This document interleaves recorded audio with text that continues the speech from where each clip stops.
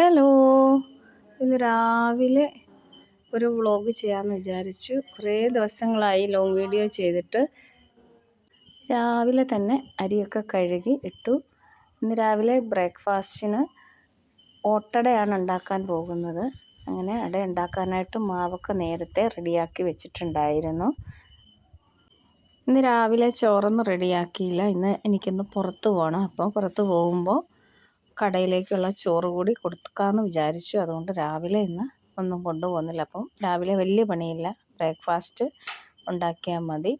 അങ്ങനെ ബ്രേക്ക്ഫാസ്റ്റിനുള്ള മാവ്, അടയ്ക്കുള്ള മാവ് ദോശപ്പാനിലേക്ക് പരത്തി കൊടുക്കുകയാണ്. ഇങ്ങനെ അടയുണ്ടാക്കുന്ന റെസിപ്പി ഞാൻ മുമ്പ് ചെയ്തിട്ടുണ്ടായിരുന്നു. ഒരുപാട് പേര് കണ്ട ഒരു റെസിപ്പിയാണ്. ഇങ്ങനെയാണ് ഞാൻ അട ഉണ്ടാക്കുന്നത്. ഒരേ സമയം തന്നെ 2-3 അട ഒരുമിച്ച് അങ്ങ് ഉണ്ടാക്കിയെടുക്കും. ഇനി ഇതൊരു ദോശപ്പാൻ്റെ ഒരു സൈഡിലേക്ക് നീക്കി വെക്കും. അത്യാവശ്യം വലിയ ഒരു പാനാണിത്. 2-3 അടയൊക്കെ ഈസി ആയിട്ട് ഉണ്ടാക്കിയെടുക്കാനായിട്ട് പറ്റും. അപ്പം നമ്മുടെ സമയവും ലാഭം, ഇന്ധനവും ലാഭം. അടയൊക്കെ പെട്ടെന്ന് റെഡിയാക്കാം. അങ്ങനെ അരിയൊക്കെ തിളച്ച് വന്നിട്ടുണ്ട്. ഇനി നമുക്കിത് ഇറക്കി തെർമൽ കുക്കറിലേക്ക് വെച്ച് കൊടുക്കാം.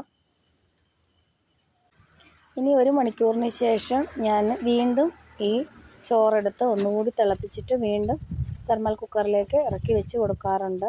അപ്പോൾ ചോറ് നന്നായിട്ട് വെന്ത് കിട്ടും. നമ്മുടെ അടയെല്ലാം ഇവിടെ റെഡി ആയിട്ടുണ്ട്. ഇനി ഞാൻ രാവിലെ കഴിക്കുന്നതിന് വേണ്ടിയിട്ട് ഒരു സ്മൂത്തി ഉണ്ടാക്കാനായിട്ട് പോവുകയാണ്. ഞാൻ മിക്ക ദിവസവും രാവിലെ സ്മൂത്തിയാണ് കഴിക്കുന്നത്. അങ്ങനെ കുറച്ച് ഓട്സ് എടുത്തിട്ടുണ്ട്, വളരെ കുറച്ചേ എടുത്തിട്ടുള്ളൂ. ഒരു മിക്സിയുടെ ജാറിലേക്ക് ഇട്ട് കൊടുത്തിട്ടുണ്ട്. ഇനി ചേർക്കുന്നത് കിസ്മിസാണ്, കറുത്ത മുന്തിരിയാണ്, 4-5 എടുത്തിട്ടുണ്ട്. ഇനി ഒരു 3-4 ഈന്തപ്പഴം കൂടി എടുത്തിട്ടുണ്ട്. അത് കുരുവൊക്കെ കളഞ്ഞ് ചെറിയ കഷ്ണങ്ങളാക്കി മിക്സിയുടെ ജാറിലേക്ക് ഇട്ട് കൊടുത്തിട്ടുണ്ട്. ഇനി ചേർത്ത് കൊടുക്കുന്നത് വെള്ളമാണ്, തിളപ്പിച്ചാറിയ വെള്ളമാണ് ചേർത്ത് കൊടുത്തിട്ടുള്ളത്. പാലൊന്നും ചേർക്കാറില്ല. പിന്നെ നമ്മുടെ സ്മൂത്തിയൊക്കെ റെഡി ആയിട്ടുണ്ട്. വെള്ളമൊക്കെ ഒഴിച്ച് കൊടുത്തിട്ട് ഞാനൊരു 10-15 മിനിറ്റ് വെച്ചതിന് ശേഷമാണ് കേട്ടോ അടിച്ചെടുത്തിട്ടുള്ളത്. തലേന്ന് വെള്ളത്തിലിടാത്ത കാരണം നമ്മുടെ ഈന്തപ്പഴമൊക്കെ അരഞ്ഞു വരാനായിട്ട് കുറച്ച് പാടാണ്. ഇന്ന് രാവിലെ തന്നെ മീൻകറി ഉണ്ടാക്കാനായിട്ട് പോവുകയാണ്. പാരമീൻ ഇവിടെ ഇരിപ്പുണ്ടായിരുന്നു. അത് കഷ്ണങ്ങളാക്കി തന്നെ വാങ്ങിയതാണ്. അത് ഒന്ന് കറി വെക്കാമെന്ന് വിചാരിച്ചു. ഒരു മൺചട്ടി സ്റ്റൗവിലേക്ക് വെച്ച് കൊടുത്ത് ചട്ടി ചൂടായപ്പോൾ വെളിച്ചെണ്ണ ഒഴിച്ചു കൊടുത്തിട്ടുണ്ട്. നമ്മൾ അരപ്പ് നേരത്തെ തന്നെ റെഡിയാക്കി വെച്ചിട്ടുണ്ടായിരുന്നു. എണ്ണ ചൂടായപ്പോൾ കടുക് ഇട്ട് കൊടുത്തിട്ടുണ്ട്. കടുക് പൊട്ടിക്കഴിഞ്ഞപ്പോൾ അതിലേക്ക് ലേശം ഉലുവ കൂടി ചേർത്ത് കൊടുക്കുന്നുണ്ട്. ഇനി ചേർത്ത് കൊടുക്കുന്നത് ഇഞ്ചി വെളുത്തുള്ളി ചതച്ചതാണ്. ഇഞ്ചി വെളുത്തുള്ളി ചതച്ചത് ചേർത്ത് കുറച്ച് കഴിയുമ്പോൾ അതിലേക്ക് ഒരു കണ്ട കറിവേപ്പില കൂടി ചേർത്ത് കൊടുക്കുന്നുണ്ട്.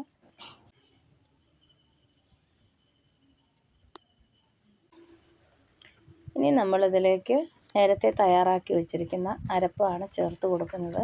ഈ അരപ്പ് തയ്യാറാക്കുമ്പോൾ ഇതിൽ തന്നെ ഞാൻ പുളിയും ഉപ്പും ഒക്കെ ചേർത്ത് ആണ് അരപ്പ് റെഡിയാക്കുന്നത്. മീൻകറി ഉണ്ടാക്കുന്ന റെസിപ്പി മുമ്പ് ഞാൻ ചെയ്തിട്ടുണ്ട്, ഒരുപാട് തവണ ചെയ്തിട്ടുണ്ട്, പല രീതിയിലുണ്ടാക്കുന്നത്. അതുകൊണ്ടിനി എടുത്തു പറയേണ്ട കാര്യമൊന്നുമില്ല. അരപ്പിന് ആവശ്യമായ വെള്ളമൊക്കെ ചേർത്ത് ഒഴിച്ചു കൊടുത്ത് അരപ്പ് നല്ല ഭംഗിയായിട്ട് തിളച്ച് കഴിഞ്ഞപ്പോൾ അതിലേക്ക് മീൻ കഷ്ണങ്ങൾ ഇറക്കിയിട്ട് കൊടുക്കുന്നുണ്ട്. സ്പാറ്റില കൊണ്ട് ചെറുതായിട്ടൊന്ന് ഇളക്കി കൊടുക്കുന്നുണ്ട്.